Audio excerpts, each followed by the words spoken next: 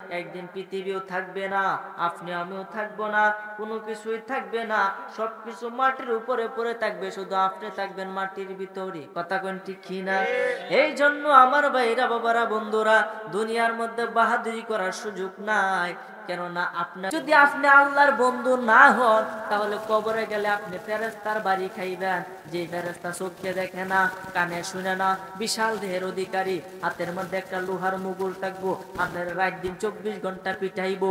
ওই 3.5 হাত কবরের মধ্যে 70 থেকে 99টা সাপ কবরে চলে আসবে, কবর ভরে যাবে, কবরের ভিতরে জাহান্নামের আগুন ধাউ ধাউ করে জ্বলা শুরু করবে। আপনি ডানেও যেতে পারবেন না, এরপরে বামেও যেতে পারবেন না, উপরেও না, নিচেও না। এই কবরের ভিতরে আপনি বন্দী হয়ে যাবেন, কারণ কবরের ভিতরে চতুর্দিকে শুধু মাটি আর মাটি। কথা বলেন ঠিক কিনা? ডাইনে বামে মাটি, আমার মাটির বিছানা, ডাইনে বামে মাটি, আমার মাটির বিছানা। আমি মরে গেলে আমায় তোমরা ভুইলা যায়ও না, আমি চলে গেলে আমায় তোমরা ভুইলা যায়ও না।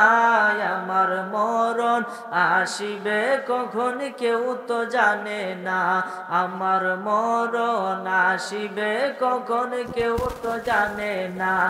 আমি মইরা গেলে তোমরা আমায় ভুইলা যায়ও না, আমি চলে গেলে আমায় তোমরা ভুইলা যায়ও না।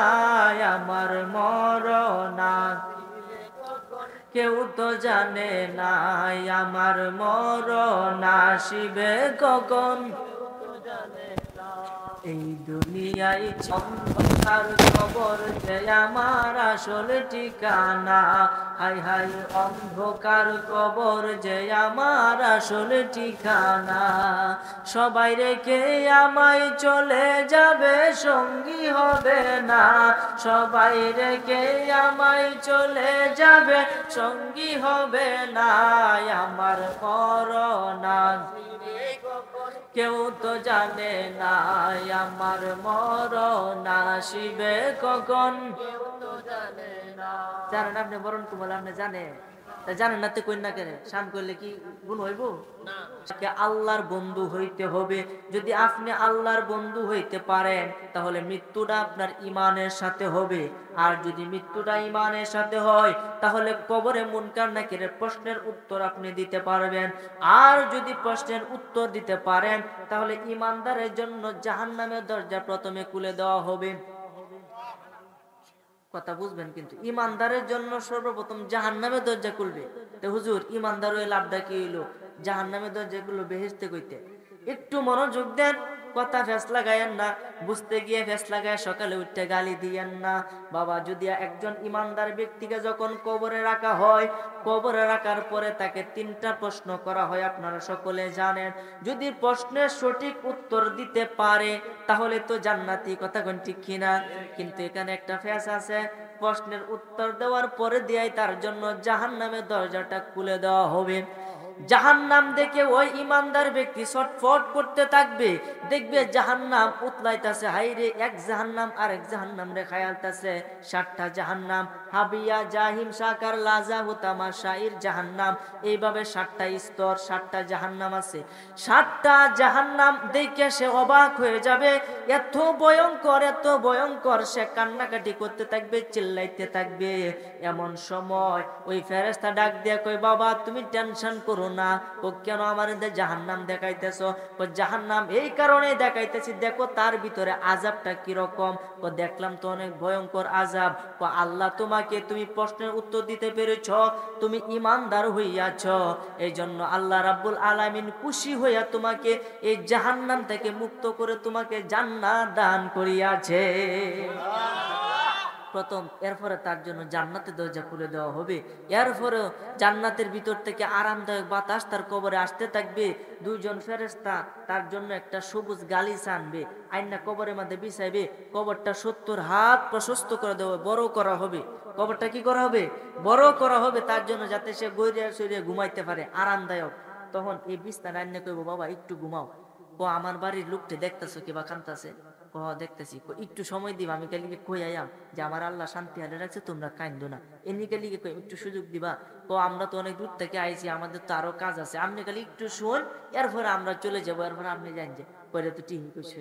এতে কয়েকজন ইমানদার ব্যক্তি এই সবুজ গালিচার মধ্যে শুইব, শুয়ার সঙ্গে সঙ্গে আল্লাহ রাব্বুল আলামিন তার চোখের মধ্যে একটা আরামদায়ক ঘুম দিব, যে ঘুমের কারণে সেই ব্যক্তি কিয়ামত পর্যন্ত ঘুমাইবো আর সজাগ হবে না। তাইলে আমরা যদি ঘুমান, সারা রাত পার হয়ে সারা দিন পার হয়ে যায়, এবার ঘুমাতে উঠলে কি মনে হয় যে এত সময় গেছে?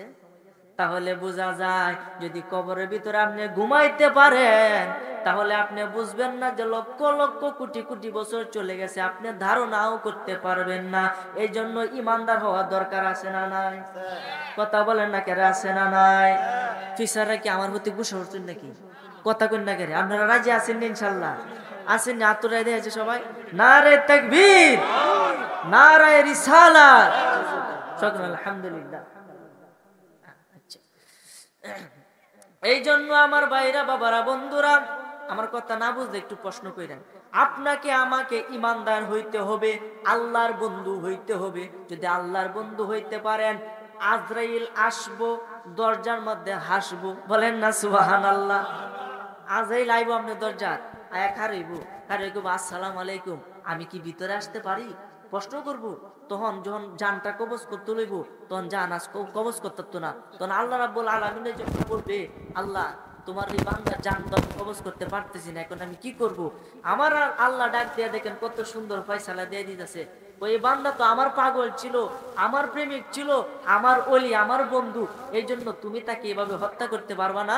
এক কাজ করো, তোমার ডান হাতের মধ্যে আমি আল্লাহর কুদরতি নামটা তুমি লেখো, আল্লাহ শব্দটা লেখো, লেখা তার সামনে ধরো, তার জান কবজ করতে হইতো না, তার রূহ আপনা আপনি তোমার হাতে চলে আসবে।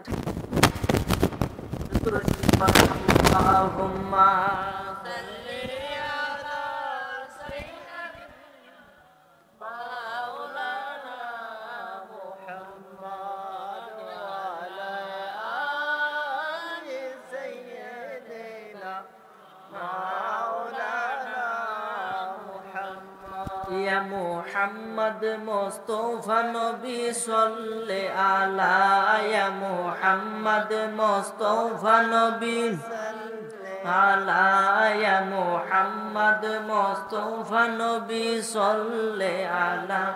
ওরে শাফায়াতের কান্দারি মদিনা ওয়ালা, ইয়া মুহাম্মদ মুস্তাফা নবী আলা, ইয়া মুহাম্মদ মুস্তাফা নবী। কেউ বা বলে নবী গোলাপের বাবা, নবীজি আমার কাবারো কাবা। কেউ বা বলে নবী গোলাপের বাবা, নবীজি আমার কাবারো কাবা। নয় সে গোলাপ নয় সে কাবা, নূর আল্লাহ, ইয়া মুহাম্মদ মুস্তাফা নবী সাল্লে আলা, ইয়া মুহাম্মদ মুস্তাফা নবী।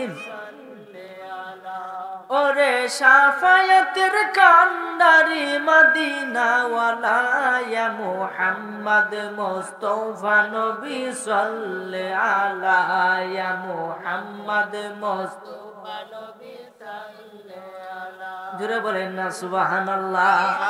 এই জন্য আমার ভাইরা, বাবারা, বন্ধুরা, বলতেছিলাম আপনি আমাকে আল্লাহর ওলি হইতে হবে।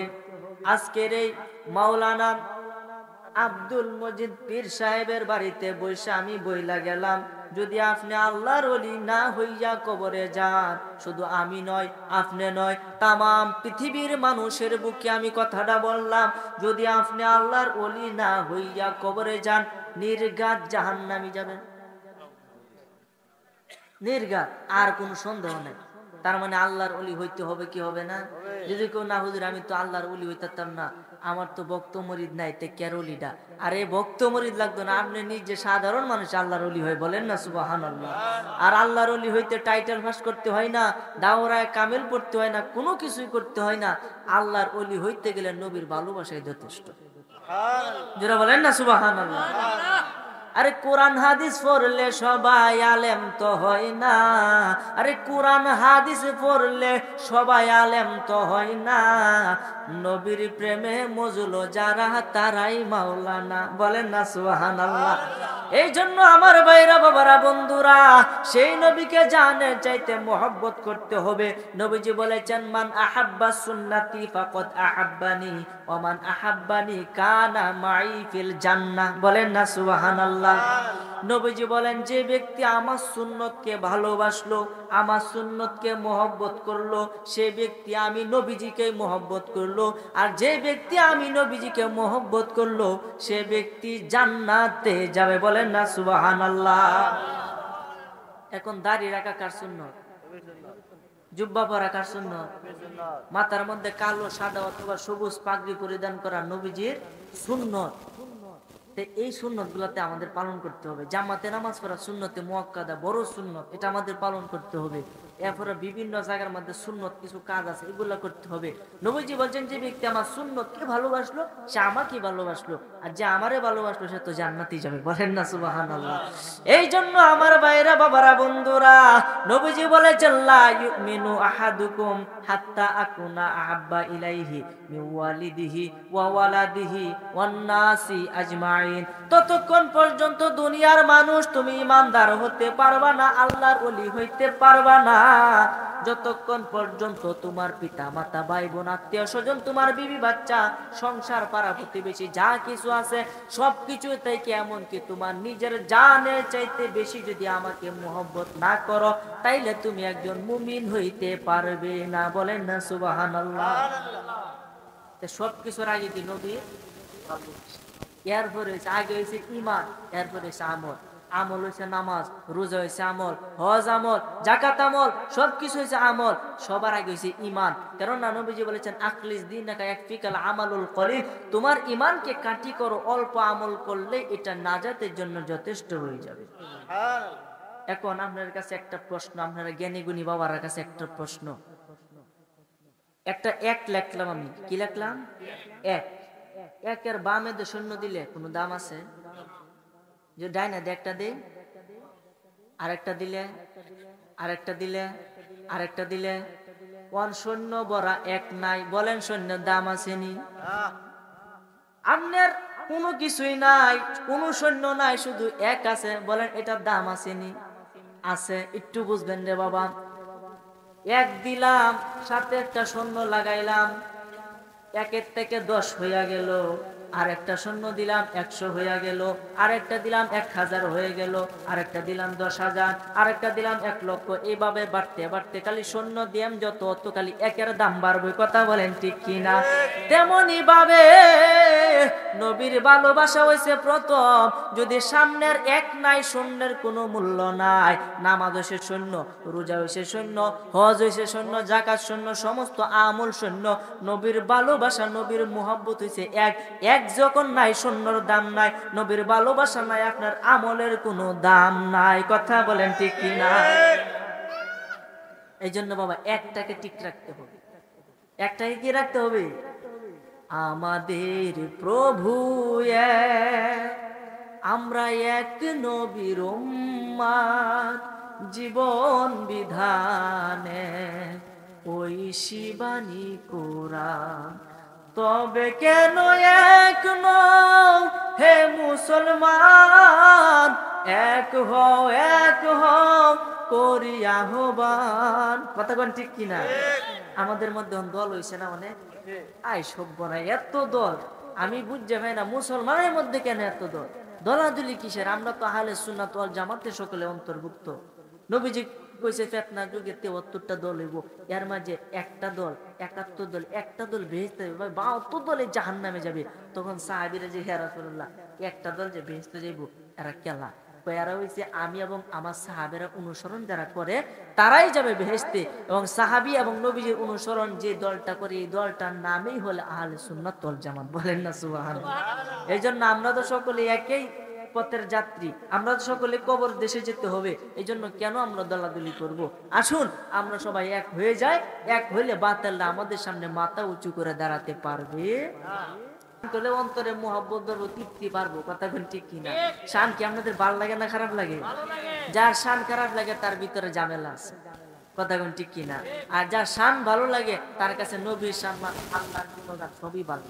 আর যার ভিতরে সমস্যা এর কিছুই ভালো লাগবে না। কারণ আল্লাহ কোরআন মাইতে কইছে ফি কুলুবিহিম মারাদুন, তাদের ভিতরে রোগ আছে, মানুষের অন্তরে রোগ আছে। সেই অন্তরের রোগটাকে পরিষ্কার করার জন্য আল্লাহর ওলির কাছে যেতে বলেন না সুবহানাল্লাহ।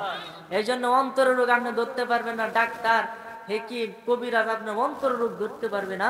অন্তরের রোগ হলো কলবের রোগ। এই কলবটাকে পরিষ্কার করতে হলে আল্লাহর ওলির নেক তাওয়াজ্জু লাগবে এবং আপনাকে আল্লাহর জিকির করতে হবে, তাহলে কলবটা পবিত্র হবে। যে কলবে কুলুবুল মুমিনিনা আরশুল্লাহ, মুমিনের কলবে আল্লাহ থাকে। বলেন সুবহানাল্লাহ। আল্লাহকে তো এখানে বসবাস করাইতে হবে। আল্লাহকে যদি এখানে না নিয়ে যান তাহলে প্রশ্ন করলে মান রব্বুকা, তোমার রবকে? আপনি লা আদরি, আমি তো চিনি। কথা কোন ঠিক কি? তার মানে কি আল্লাহ যদি আপনার ভিতরে তাই আপনি ধ্যানে আল্লাহকে দেখতে পাবেন। হুজুর আল্লাহকে দেখা যায় জন্ম থেকে, অবশ্যই আপনি যদি চেষ্টা করেন, সাধনা করেন, সাধনার পরে আল্লাহকে আপনি দেখতে পারবেন। হুজুর আপনি কয়বার দেখছুন? দেখছি না, যদি চেষ্টা করিতে আমরা সবাই দেখতাম না। কথা কই না কেরে? এই জন্য আমার ভাইরা, বাবারা, বন্ধুরা, মুসা আলাইহিস সালাম আল্লাহকে দেখতে চাইছে। রব্বি আরিনি, আমারে দেখা দাও। আল্লাহ বললেন তারনি, আমাকে দেখতে পারবা না। কোন নবী আল্লাহকে দেখতে পারে নাই। শেষে আপনি আমার নবীর চর্ম চোখে, এই চোখে আল্লাহরে দেখছে। বলেন না সুবহানাল্লাহ। এই জন্য আমার ভাইরা, বাবারা, বন্ধুরা, মনোযোগ দেন। আল্লাহর বন্ধু হইতে হবে। নবীর আল্লাহ পাকের একজন পয়গাম্বর, নাম হলো ইব্রাহিম খলিলুল্লাহ। নাম কি? খলিলুল্লাহ শব্দের অর্থ হলো আল্লাহর বন্ধু। আমার নাম কিন্তু খলিলুল্লাহ বা খলিলুর রহমান, মানে আল্লাহর বন্ধু আমার নামের অর্থ। অন্ধ আমি, আমার নাম আল্লাহর বন্ধু, আমি তো করি শয়তানের কাম, তাহলে কি আল্লাহর বন্ধু হইতে পারবা? কথা কই না কেরে? একবার নাম আপনি সুন্দর আলী, বেড়া হয়েছে কাইলে, নাম এবং কামে তো মিলতে হলো। কথা কেন ঠিক কিনা? একবার ভিক্ষা করে বেড়া নাম দিছে ধনী রামপা। ধনী নাম তো ধনী, কিন্তু কামে নাই। এই কারণে আমার নাম খলিলুল্লাহ, আল্লাহর বন্ধু। আল্লাহর বন্ধু নামের অর্থ। কামে যদি করি শয়তানের, তার কার বন্ধু হইয়া? শয়তানের। এই কারণে আল্লাহর কাজ করতে হবে, তাহলে আল্লাহর বন্ধু হয়ে যাবে। ওই ইব্রাহিম খলিলুল্লাহ, তিনি দাওয়াত দিয়েছেন লা ইলাহা ইল্লাল্লাহ ইব্রাহিমু খলিলুল্লাহ। এইভাবে তিনি কালেমার দাওয়াত দিছে। ওই ইব্রাহিম আলাইহিস সালাম ছিল আল্লাহর বন্ধু। একদিন আল্লাহ তাআলা হযরত আজরাইল আলাইহিস সালামকে পাঠাইলেন তার জানকে কবজ করার জন্য। একটু মনোযোগ দেন রে বাবা। আল্লাহ তাআলা হযরতে আজরাইল আলাইহিস সালামকে পাঠাইছেন হযরতে ইব্রাহিম ও খলিলুল্লাহ জানটাকে কবজ করার জন্য। তখন আজরাইল গেছে, গিয়া বলতেছে, হুজুর আপনাকে তো আল্লাহ বলেছে যাইতে হবে, আপনার সময় তো শেষ, এখন আপনাকে মৃত্যুবরণ করতে হবে। তখন ইব্রাহিম আলাইহিস সালাম ওই আজরাইল আলাইহিস সালামকে একটা প্রশ্ন করছিল যে, ভাই আজরাইল, আমি চলে যাব ঠিক আছে, কিন্তু তোমার কাছে আমার একটা প্রশ্ন। তখন বলতেছে, হুজুর কি প্রশ্ন বলেন? তুমি কেলে আল্লাহর কাছে জিগাও। আগেকার নবীর আর আগেকার না, যে নবী যারা ছিল তাদেরকে কিন্তু আগে অনুমতি নিত যে তারা কি যাইবো গা নাকি থাকবো। আগে কথাটা কিন্তু তারা জিগাইতো। এর পরে তারা যদি না যাও গা, লয়ে যাও গা, তাইলে যান কবজ করতো। আর যদি না আরো কয়েকদিন থাকবাম, তারপরে যান কবজ করতো। তাদের স্বাধীনতা ছিল। বলেন না সুবহানাল্লাহ। কারণ নবীজিরে যখন, আমাদের নবী যখন পর্দা করবে, তখন আল্লাহ তাআলা জিবরাইলের মাধ্যমে পাঠাইছে, হুজুর আপনি কি থাকবেন না যাবেন গা? আমি তো যাই না, আমি আর কি থাকতাম না। আল্লাহ পাকের আরশে আজিমের ডান পাশে আপনাকে দাফন করা হবে, আপনি রাজি হলে আপনি আমার কাছে বলেন। তখন বলতে, আমার এতিম উম্মতরা কই থাকবে? সুবহানাল্লাহ। সেই নবী বলে আমাদের মতো। বাবা রে, সেই নবী কেন রে বাবা? আমিও তো আপনার মতো না। কথা কোন ঠিক কিনা? আমার মুখ আপনার মুখ মিল আছে? আমার যে গুণ ক্ষমতা আপনার ক্ষমতা এটা আছে? আপনার যেটা আমার আছে? নাই। এই কারণে কোনো মানুষে বা মানুষের মতো না। নবী তো দূরের কথা, নবীজি রূপে গুণে কাহারও মতো না। নবীজি ছিল সুঠাম দেহের অধিকারী, উঁচাও না লম্বাও না, মধ্যম আকৃতির মানুষ ছিলেন তিনি সুপুরুষ ছিলেন। তার মতো একজন এরকম আল্লাহর বান্দা পৃথিবী কিয়ামত হয়ে যায়, এরপরে তার মতো কেউ হতে পারবে না। বলেন না সুবহানাল্লাহ। ওনার 5টা সূরত, এর মাঝে 3টা হলো উল্লেখযোগ্য, সূরতে হাক্কি, সূরতে মালাকি, সূরতে বাশারি। বলেন না সুবহানাল্লাহ। সূরতে হাক্কি মানে খুদার সূরত, আল্লাহর সূরত। যখন তিনি ওই জগতে ছিলেন তখন তার সূরত ছিল মাওলার সূরত। যখন তিনি ফেরেশতার মধ্যে আসলেন তখন তার সূরত হলো সূরতে মালাকি, মানে ফেরেশতার সূরত।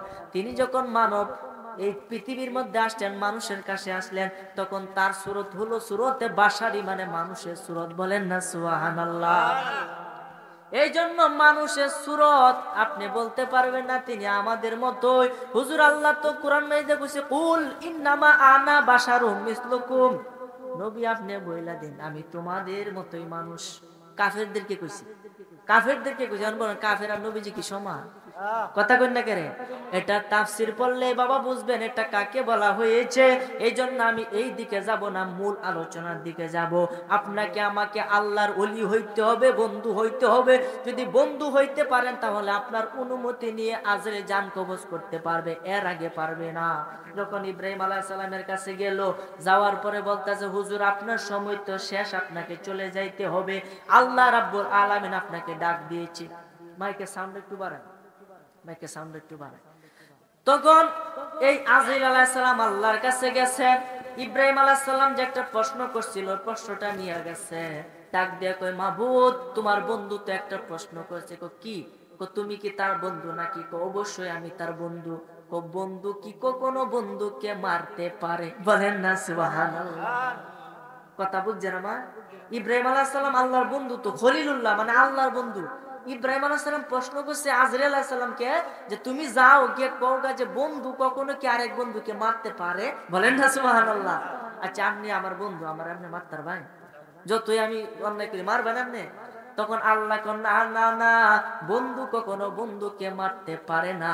যাও আজরাইল আরেকটা প্রশ্ন আমি খোদার পক্ষ থেকে তার কাছে নিয়ে যাও। আল্লাহ তুমি আবার কি প্রশ্ন করবা?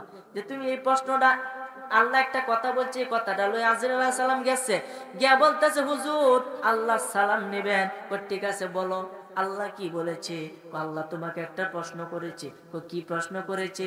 বন্ধু কি বন্ধুর সাথে সাক্ষাৎ করতে চায় না? বলেন না সুবহানাল্লাহ। বন্ধু কি বন্ধুর সাথে সাক্ষাৎ করতে চায় না? মন চায় না বন্ধুর সাথে দেখা করা? তখন তো ইব্রাহিম আলাইহিস সালাম বুঝা, হায় রে, তো আল্লাহ তো আমারে মারতেছে না, আল্লাহ তো তার সাথে দেখা করে যে তুই মরণ না, এটা তো সাময়িক, আমার এখনই লয়ে যাও। বলেন না সুবহানাল্লাহ। আমি আমার বন্ধুর সাথে এখনই দেখা করব। তাহলে সেই রকম বন্ধু হওয়ার দরকার আছে না নাই? কথা কোন আছে না নাই? ইব্রাহিম আলাইহিস সালাম 40 দিন লাগাতে আগুনের ভিতরে থুয়ে দিছে, তো শিক্ষিত হইছে না?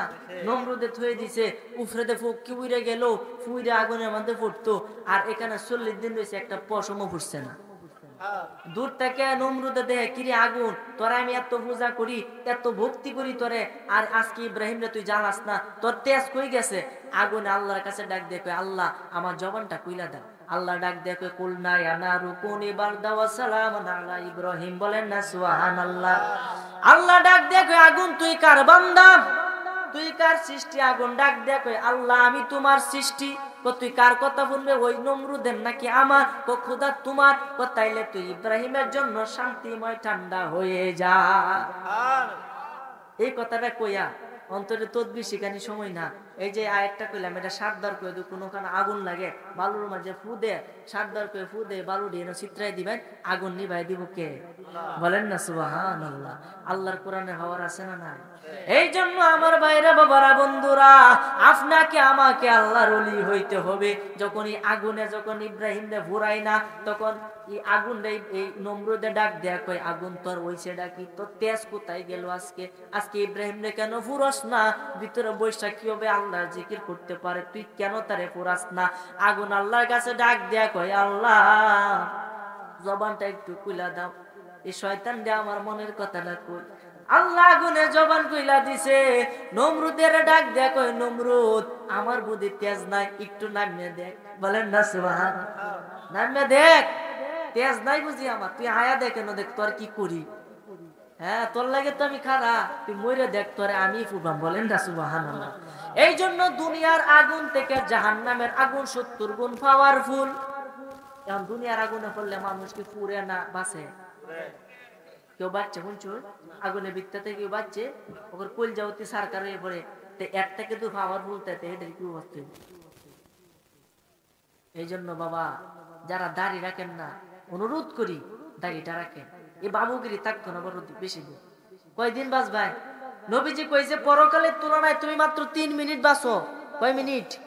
এই 3 মিনিটে তুমি দাড়ি কামাও, তুমি 3 মিনিটে নামাজ পড়ো না, বিড়ি সিগারেট গাঞ্জা মদ এবা বাবা সেবন করো, হ্যাঁ তুমি 3 মিনিটে বাহাদুরি করো, যখন লক্ষ লক্ষ কোটি কোটি বছর থাকতে হবে ওইখানে তোমার অবস্থাটা কিরকম হবে?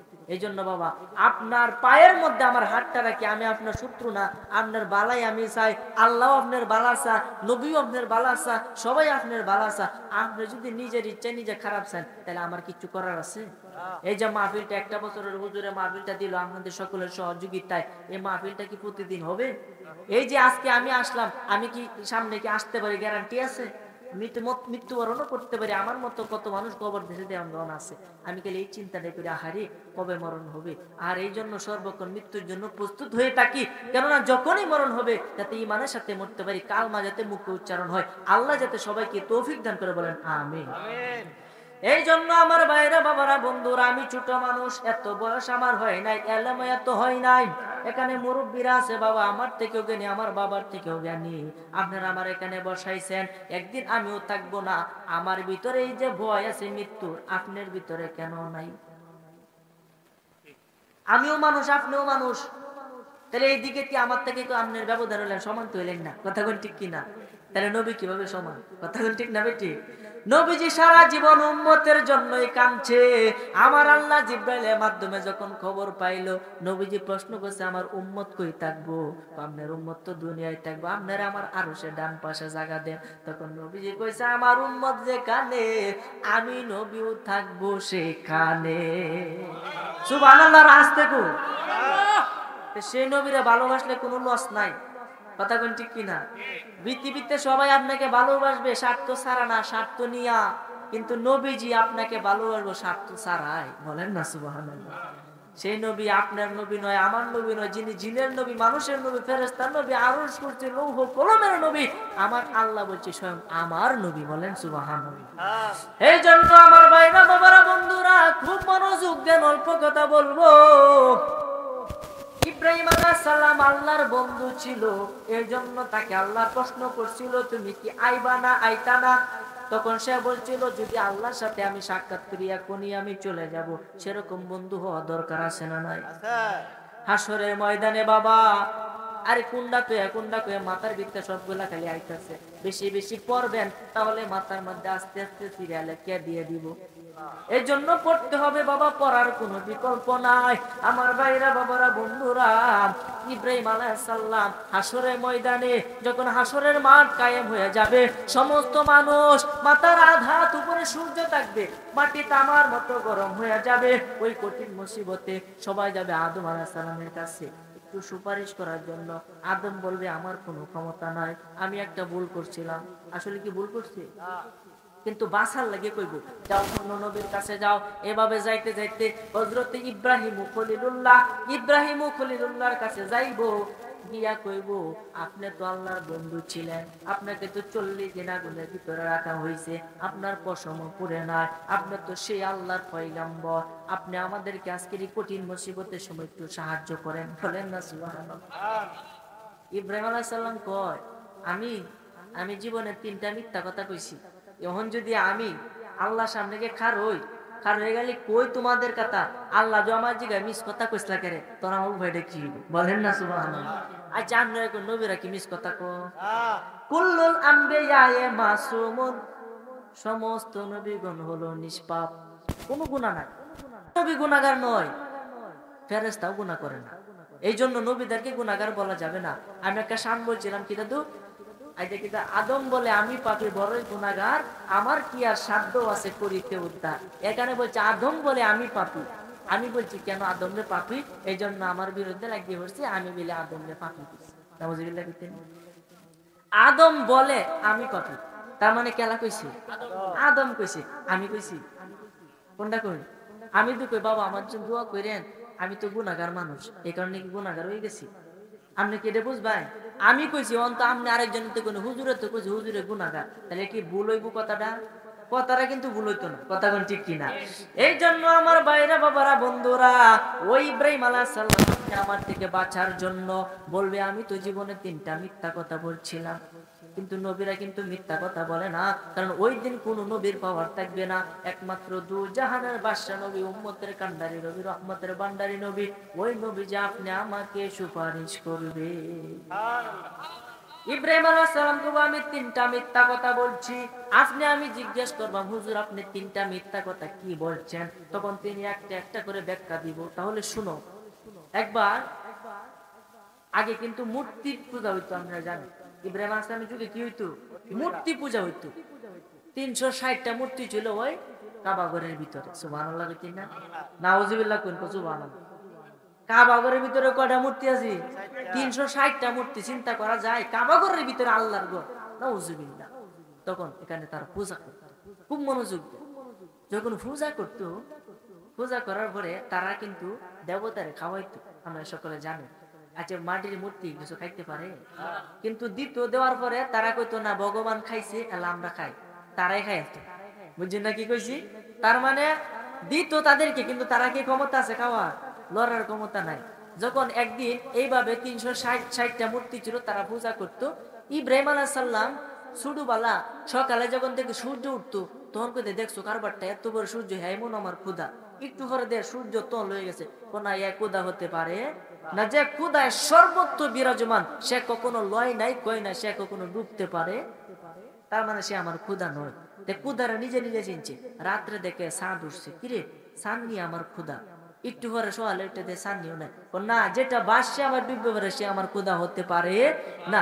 এইভাবে চিনতে চিনতে আরেকবার মাথার মধ্যে আসলো, এই যে সূর্যটা যে বানাইছে, চন্দ্রটা যে বানাইছে, আসমান যে বানাইছে, মাটি যে বানাইছে, পৃথিবী যে বানাইছে, মানুষ যে বানাইছে, ওই ব্যক্তি আমার খোদা।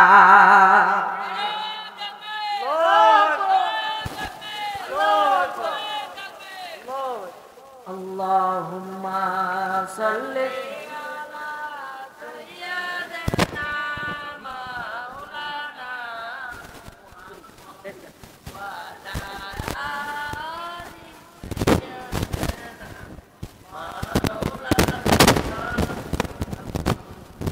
যাই হোক, সমস্যা হয়েছে যে কোরআনের দরকার, দুরূদ শরীফ পড়েন।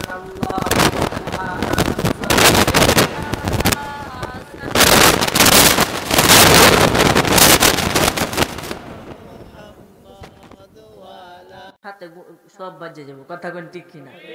এই জন্য আমার ভাইরা, বাবারা, বন্ধুরা খুব মনোযোগ দেন।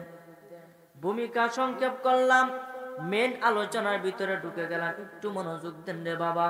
কয়েকটা কথা বলবো, আমি আশা করব আমল করলে জান্নাতে যাবেন ইনশাআল্লাহ।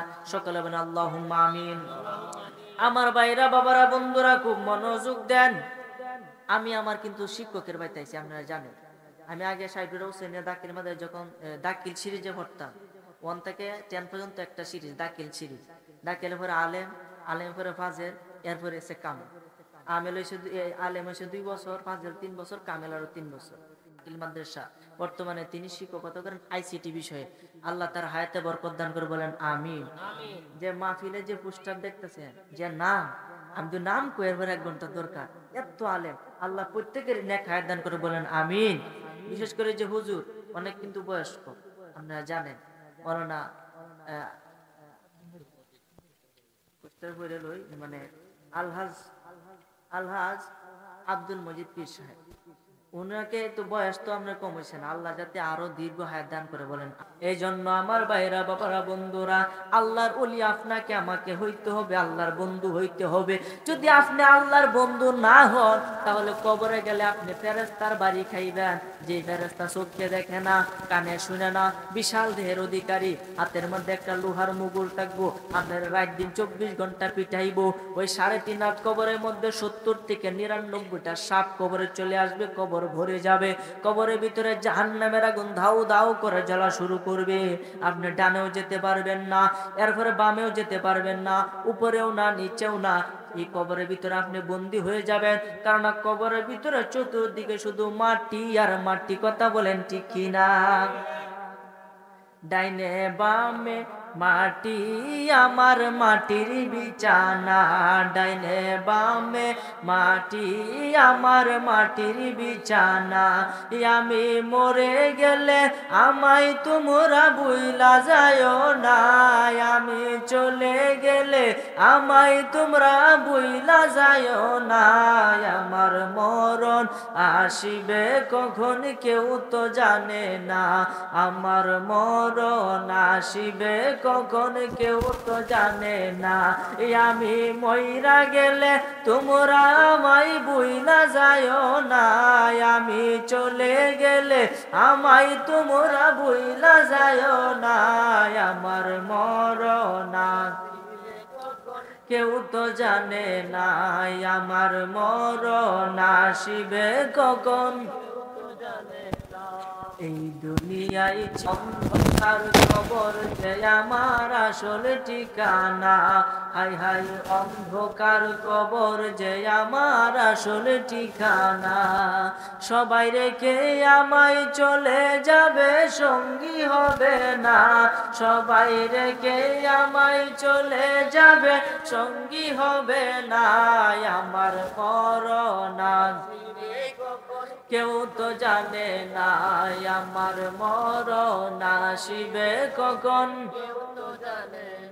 জানেন আপনি মরণ কি বলে আপনি জানেন? জানেন না তো কই না কেন? শান করলে কি গুণ হইব? আমি